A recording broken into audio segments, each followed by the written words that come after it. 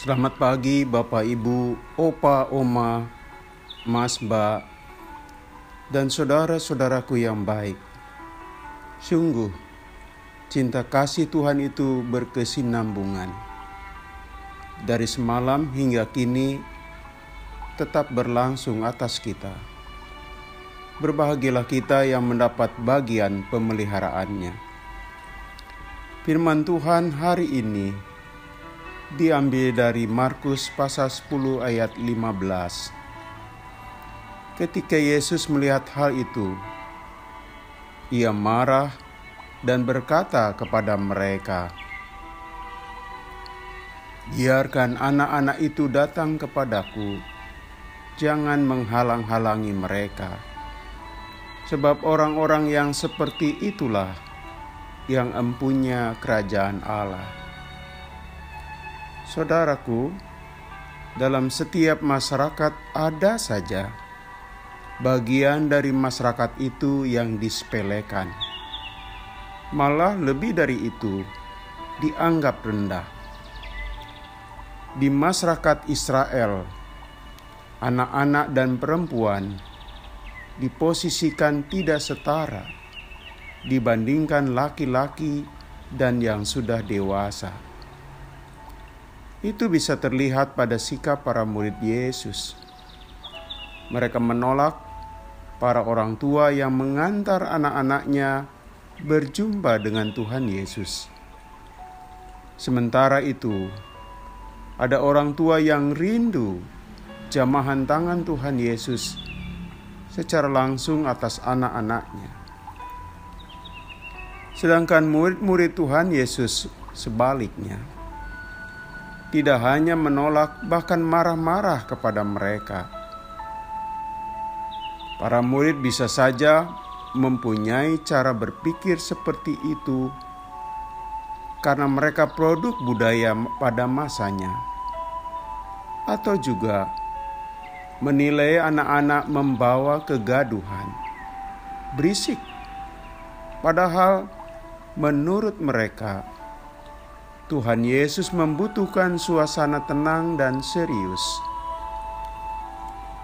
Dengan sikap para murid seperti itu, para murid menciptakan kehadiran Tuhan Yesus hanya buat kalangan terbatas, saudaraku, bersifat eksklusif, hanya untuk kalangan tertentu saja. Para murid membuat tembok pemisah antara Tuhan Yesus dan anak-anak. Keterpisahan yang mereka ciptakan bukan hanya mencakup fisik, tetapi sekaligus juga cinta kasih Tuhan Yesus. Jelas itu merupakan kesalahan fatal. Sebab, bukankah Tuhan Yesus datang untuk semua orang? Dia datang untuk manusia segala umur, segala kalangan, segala suku dan ras, baik orang kaya maupun miskin, orang Yahudi maupun bangsa-bangsa lain, termasuk jenjang usia, tua, muda, maupun anak-anak dan orang dewasa. Kasih Tuhan Yesus maha tak terbatas. Karena itu, saudaraku, sikap para murid tidak sejalan dengan sikap Tuhan Yesus yang merangkul, memeluk, dan memberi kehangatan cinta buat semua manusia tanpa dibatasi tua muda. Anak-anak pun punya tempat istimewa. Dalam kerajaan Allah, mereka juga hadir. Berarti mereka juga akan mengecap kasih, keadilan, kebenaran. Sehingga segala bentuk penyisihan, penolakan, dan tindakan yang menjauhkan cinta kasih Allah atas anak-anak bertentangan dengan misi Tuhan Yesus. Tuhan Yesus hadir juga buat mereka. Karena itu, anak-anak harus diproteksi, dirangkul, dan mendapat hak menerima kasih Allah yang sama. Saudaraku, firman Tuhan begitu jelas dan gamblang. Bagaimana semestinya kita memperlakukan anak-anak. Masyarakat hendaknya bersikap ramah terhadap anak-anak. Hak sebagai anak-anak tidak boleh dirampas dari mereka. Kita masih melihat anak-anak di jalan, waktu yang seharusnya berada di sekolah.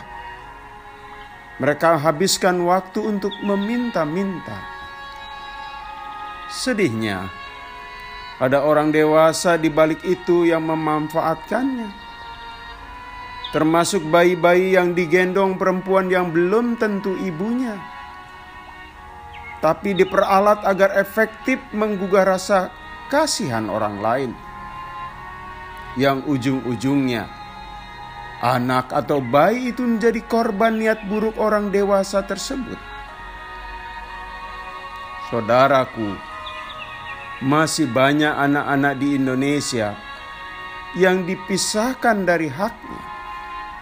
Ada yang jadi pekerja kasar, pada usianya harusnya di usia yang energi untuk sekolah dan waktu bermain yang sehat. Ada juga anak-anak korban kekerasan, termasuk kekerasan seksual.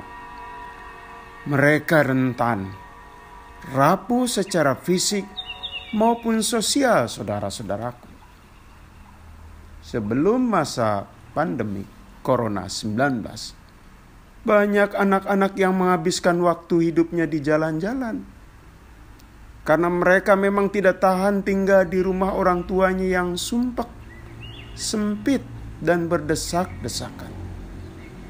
Percaya atau tidak, di ibu kota ini masih ada rumah yang berukuran 4x4 dihuni beberapa keluarga. Bagaimana anak-anak bisa nyaman tinggal di rumah seperti itu? Bagaimana bisa membaca buku? Bagaimana bisa tidur dengan nyaman? Akhirnya mereka keluar dari kesumpekan dengan mencari ruang gerak di luar rumah, saudara-saudara. Saudaraku, kita sebaiknya dengan segala kemampuan yang ada pada kita, didukung semangat dan komitmen, kita menjadikan dunia yang ramah anak, keluarga yang ramah anak, gereja yang ramah anak, dan masyarakat yang juga ramah buat anak-anak. Ciptakanlah sorga kecil buat mereka. Sorga kecil buat anak-anak kita, cucu kita, keponakan kita. Bukan neraka besar yang menderitakan mereka, saudara-saudara. Kita ciptakan rumah kita nyaman dihuni anak-anak. Kita ciptakan gereja yang membuka pintu lebar-lebar buat anak-anak, sehingga mereka bisa bertemu Tuhan Yesus. Rawatlah mereka, agar anak-anak, cucu-cucu, keponakan, siapapun yang kategorinya adalah anak-anak, mencintai Tuhan dan gerejanya, sehingga tunas kesetiaannya bukan lantaran didorong-dorong, apalagi dipaksa-paksa. Bukankah mereka kelak menjadi masa depan gereja kita dan juga masyarakat kita? Kita berdoa, Tuhan, buatlah kami mencintai sosok anak-anak, mengasihi dengan tulus, dan menjaga hak-haknya dengan serius. Dalam nama Tuhan Yesus kami berdoa. Amin.